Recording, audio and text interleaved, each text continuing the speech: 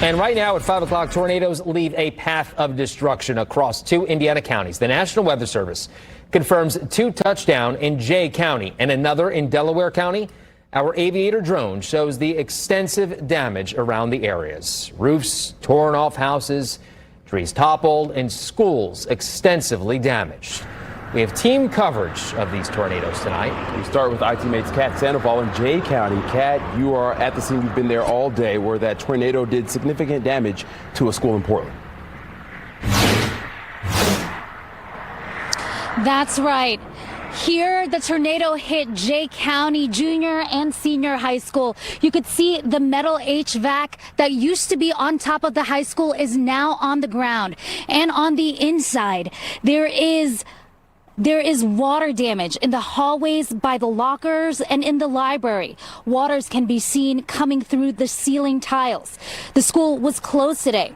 Students will be on e-learning tomorrow and remote learning the rest of the week. Now, this isn't the only damage in Jay County. I talked to one man whose survival story is one to definitely tell.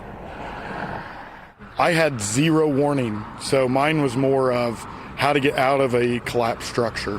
Kyle Love teaches at the high school and lives right across the street. His house took a direct hit. The tornado ripped the roof of his home, sending it into his neighbor's house. On this aerial view, you can see into Love's home. Just a few wooden beams are all that's left of his roof. He says part of the ceiling came down on him. He's okay, though. I could hear that break before the ceiling came down on me. Got it. So. Wow. It was by far the scariest minute of my life. It was bad. Love is also a part-time firefighter, and he said he was watching the football game when he heard a loud sound Sunday night. He looked out the window to see debris flying across the road. I always say it's like a freight train. I'd compare it more to like a jet engine. It was just a high whistle type of noise. The majority of his roof is now in his backyard. In the front of his house, you can see a piece of the HVAC unit from the high school. Love says he's taking it one day at a time. And I'm working on a long-term solution, but right now it's day to day. Love tried salvaging important items like school yearbooks. He stayed at the firehouse last night and says he will stay with a friend tonight. He's also waiting for his insurance company to assess the damages, but says he's just happy to be alive. Just down the road, the tornado hit the American Legion. The storm came through here and took the roof and put it in their parking lot. Burkhart calls the damage devastating. A lot of times when they'd have emergencies, the post would open for food and beverage for during the emergencies, and now they're the ones that are out of commission. County leader says they're fortunate. We were very thankful and very lucky that we did not have anyone injured. We are currently assessing the damage. You will see some crews out and about today doing those damage assessments.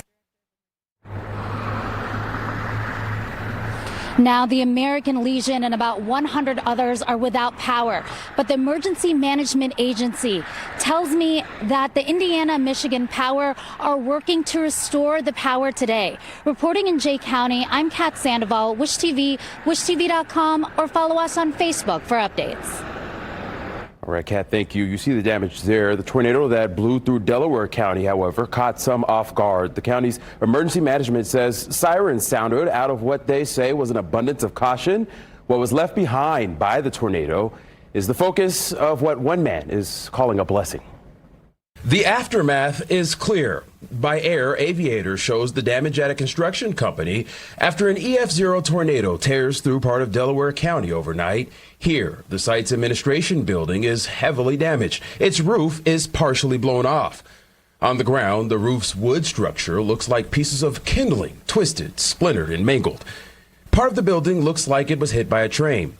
Amazingly, according to CEO of TK Constructors, Mark Thurston, no one is injured and the rest of the property is spared.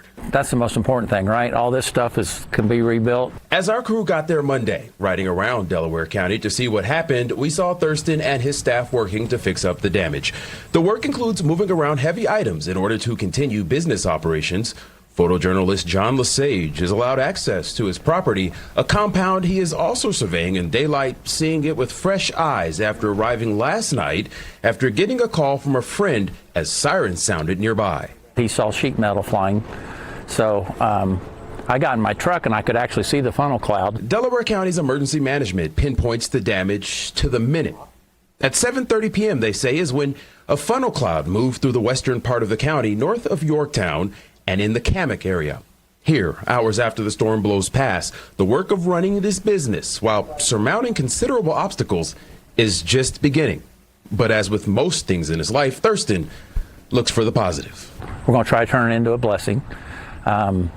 Everything happens for a reason. You see, that is extensive and considerable damage here. Again, part of it we're putting on your screen right here. Thurston does say he expects to be up and functioning fully in just days. He says that includes working at remote locations that his company operates in central Indiana. Phil.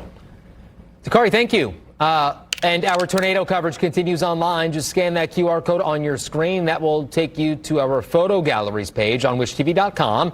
There you'll find pictures of the tornado damage in both Jay and Delaware counties. All right, let's turn now to Storm Track Chief Meteorologist Ashley Brown with the very latest on what we can expect this evening. Ashley.